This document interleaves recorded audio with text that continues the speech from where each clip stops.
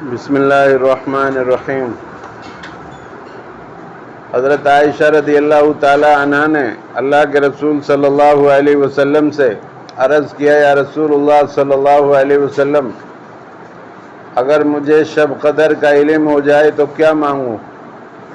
تو اللہ کے رسول صلی اللہ علیہ وسلم نے یہ دعا بتلائی، اللہم انک عفو تحب العفو فاعف عنی۔ اے اللہ، تو معاف کرنے والا ہے اور معافی کو پسند فرماتا ہے، مجھے بھی معاف فرما دے۔ بہرحال حدیث میں آتا ہے، بہت سے رات میں جاگنے والے ایسے ہیں جن کو جاگنے کی مشقت کے سوا کچھ نہیں ملتا، اور بہت سے روزہ دار ایسے ہیں جن کو روزے میں سوائے بھوکے پیاسے رہنے کے کچھ بھی نہیں ملتا۔ یعنی رات بھر جاگے تو لیکن کسی کی غیبت کر لی، کسی کی مذاق کر لی، اور یا صبح تک جاگے اور پھر نماز سے پہلے سو گئے، نماز فجر کی قضا کر دی، تو رات بھر کا جاگنا بیکار ہو گیا۔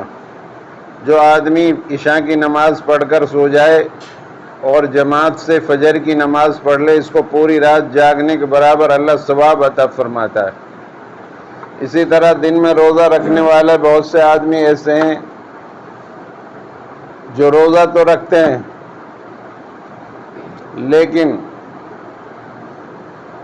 روزہ رکھ کر کے گانے سنتے رہے، غلط تصویریں دیکھتے رہے اور غیبت کرتے رہے، جھوٹ بولتے رہے۔ روزہ جس طریقے سے کھانے پینے سے آدمی باز رہتا ہے، اسی طرح پورے اعضاؤں کا روزہ ہے۔ شیطان سے اپنی حفاظت ہے، روزہ کا مقصد یہ ہے کہ آدمی شیطان جو ہمارا دشمن ہے اس سے ہماری حفاظت ہو، اور روزے کو آدمی پھاڑے نہیں۔ پوچھا گیا، یا رسول اللہ صلی اللہ علیہ وسلم، کس چیز سے روزہ پھٹ جاتا ہے؟ جھوٹ اور غیبت سے روزہ پھٹ جاتا ہے۔ بہرحال روزے کی حالت میں ہم لوگ جو ہے تمام چیزوں سے بچیں۔ ویسے تو ہمیں بغیر روزے کے بھی برائیوں سے بچنا چاہیے، لیکن روزے کا خاص طور سے خیال رکھا جائے، کہیں ایسا نہ ہو کہ پورے دن تو بھوکے پیاسے رہیں اور شام کو اس کا اجر کچھ نہ ملے۔ اسی طرح رات میں پوری رات جاگتے رہے لیکن صبح ہمارے لیے کچھ نہیں ملا، ہم محروم رہ گئے، ایسا نہیں ہونا چاہیے۔ بہرحال شب قدر کے بارے میں ایک رات تو آپ کی گزر چکی ہے، 21ویں شب۔ یہ خیال مت کرنا کہ یہ جو آج کی رات گزری ہے یہ شب قدر نہیں تھی۔ ان راتوں میں آخری عشرے کی راتوں کے علاوہ بھی کسی بھی رات میں شب قدر ہو سکتی ہے۔ جتنی بھی راتیں ہیں ان سب میں آدمی کو جاگ کر عبادت کرنی چاہیے۔ کس طرح عبادت کرے؟ اس کو کئی عبادتوں میں تقسیم کرنا چاہیے۔ اس رات کو کچھ وقت کے لیے تو نفل نماز پڑھے، نفل نماز بہت آرام سے پڑھے۔ اٹھک بیٹھک والی جو نمازیں ہو رہی ہیں نا، ان سے بچیے میرے بچوں، بہت برا حال ہے۔ یہ نمازیں ہماری ایسی نہ ہو کہ ہمارے منہ پر مار دی جائیں۔ صحابہ کی نماز سے ہماری اس نماز کو اگر ملایا جائے جو ہم پڑھ رہے ہیں تو میرے بھائیوں زمین اور آسمان کا فرق نہیں ملے گی۔ تو جب تنہائی کی آپ نماز پڑھو، آپ جو ہے پرسکون طریقے سے چاہے 2 رکعت پڑھو لیکن توجہ کے ساتھ پڑھو۔ رکوع اچھے سے کرو، سبحان ربی العظیم، سبحان ربی العظیم 3 یا 5 مرتبہ کہہ لو، اور ڈھنگ سے رکوع کرو، ڈھنگ سے سجدہ کرو، اور اچھے سے توجہ کے ساتھ نماز پڑھو۔ اس کے آداب اور رعایت، وضو بھی اچھے سے کرو، اور پھر اللہ سے نماز پڑھتے تھک جاؤ تو پھر اللہ سے دعا مانگ لو۔ پھر دعا مانگتے مانگتے تھک گئے، اپنی ایک ایک چیز کی دعا مانگو اور ایک ایک گناہ سے معافی مانگو۔ جیسے پچھلی زندگی میں ہم سے کوئی نہ کوئی کوتاہی ہو گئی ہو، اس کے بارے میں اللہ سے معافی تلافی کرو، اور اپنے مردوں کے لیے بھی مانگو، مرحومین کے لیے جو اولاد اچھا کام کرتی ہے زمین پر، یہی ان کے لیے صدقہ جاریہ بنتا ہے۔ اس لیے اپنے مرحومین کا بھی خیال رکھو، اپنا بھی خیال رکھو، جو موجود ہیں ان کے لیے بھی، ہماری خواتین کے لیے بھی دعاؤں کا اہتمام، اور پوری انسانیت کے لیے دعاؤں کا اہتمام۔ صحابہ پوری انسانیت کے لیے دعا مانگتے تھے۔ بہرحال ہم جو ہے پوری انسانیت کے لیے دعا مانگیں، اور شب قدر کی رات میں خاص طور سے اچھی طریقے سے عبادت کریں۔ پتہ نہیں یہ رمضان اور یہ آخری اشرا اور یہ طاق راتیں آئندہ سال ملے کہ نہ ملے۔ ایک رات گزر چکی ہے، آج 23ویں شب آنے والی ہے۔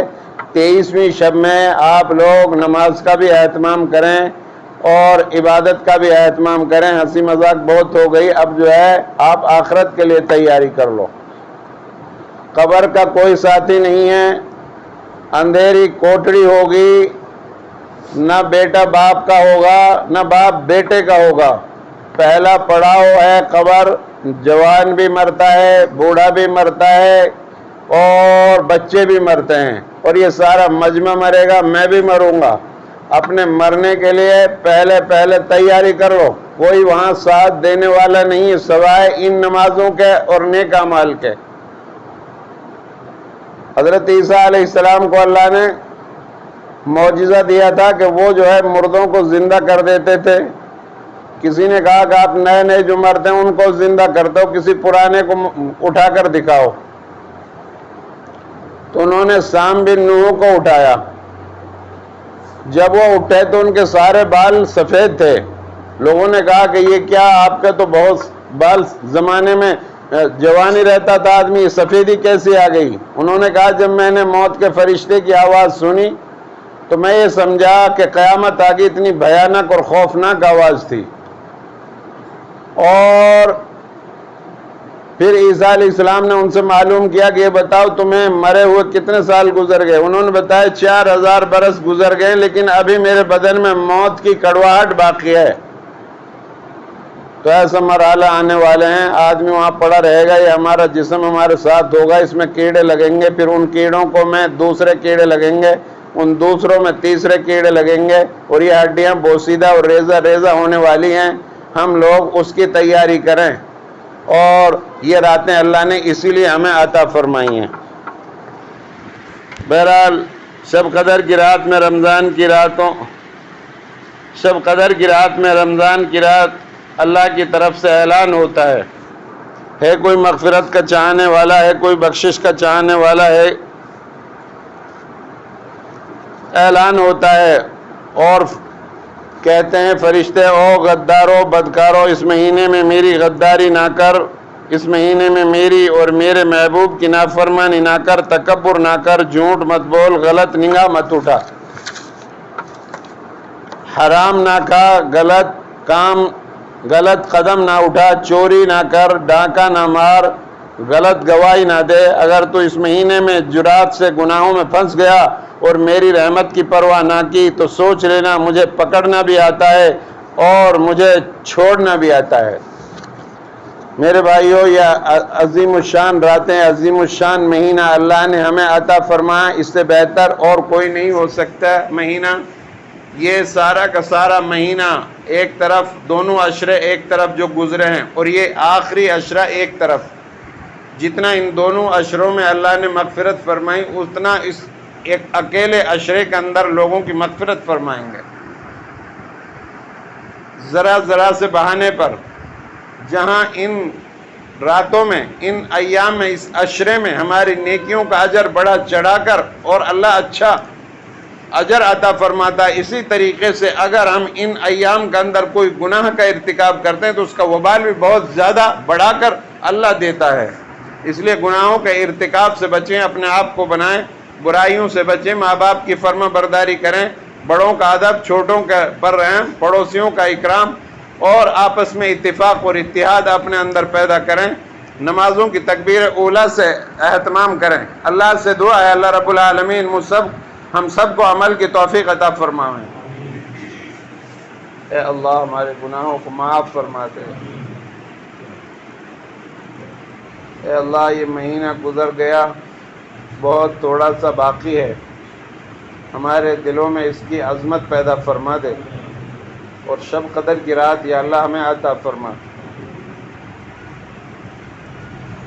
اللہ ہمارے آبا و اجداد میں سے پریوار میں سے جو جا چکے ہیں ان سب کی مغفرت فرما۔ اے اللہ ہمارے گھروں میں، کاموں میں، عمروں میں، صحت میں برکت نازل فرما۔ اے اللہ ہمارے اعمال بد کا نتیجہ ہے جو ہمارے سامنے حالات آ رہے ہیں، ہم اعمال بد سے آپ سے معافی مانگ رہے ہیں۔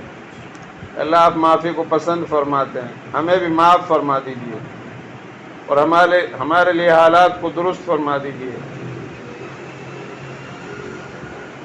اے اللہ مساجد کے مائکوں پر پابندی لگا رہے ہیں، حلال کھانے پر پابندی لگا رہے ہیں، پردے پر پابندی لگا رہے ہیں، داڑھی رکھنے پر پابندی لگائی جا رہی ہے۔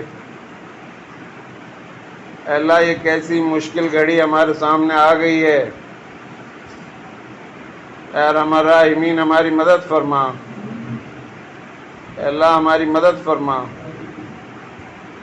آپ کی مدد کے بغیر ہم کچھ بھی نہیں کر سکتے، ہمارا کوئی نہیں ہے آپ کے سوائے، ہم تو تیری عبادت کرتے ہیں، تجھی سے مدد مانگتے ہیں۔ اے ارحم الراحمین آپ اپنی مدد فرما دیجئے، ان دشمنوں کو یا اللہ ہمارا دوست بنا دیجئے۔ اے اللہ اس دشمنی کو دوستی میں بدل دیجئے، آپ اپنے دشمنوں سے بھی کام لے سکتے ہیں، پہلے بھی آپ نے لیا ہے۔ اے ارحم الراحمین دشمنوں کی دشمنی سے ہم سب کی حفاظت فرما۔ اے اللہ ظلم سے حفاظت فرما، مظلومین کی مدد فرما۔ اے اللہ حق کو ظاہر فرما، جتنے بیٹھے ان کی بگڑی بنا دے، ان کی جھولیاں بھر دے، ان کی مغفرت فرما دے، ان کے ماں باپ کی مغفرت فرما، ان کے گھروں میں برکت ڈال، روزی میں عمر میں برکت ڈال، برائیوں سے بچا۔ اے اللہ ان کو معین الدین چشتی جیسا مقام عطا فرما۔ اے اللہ نظام الدین والا مرتبہ عطا فرما۔ اے اللہ ان کو ولی اللہ بنا، اپنے دین کی سمجھ نصیب فرما، دین کی محنت کے لیے ان سب کو قبول فرما۔ اے اللہ ہمارے علاقے میں امن قائم فرما۔ اے اللہ ہمارے روزوں کو، نمازوں کو قبول فرما لے اور ہم سب کی مغفرت فرما، دنیا اور آخرت کی بھلائی عطا فرما۔ سبحان ربک رب العزت عما یصفون وسلام۔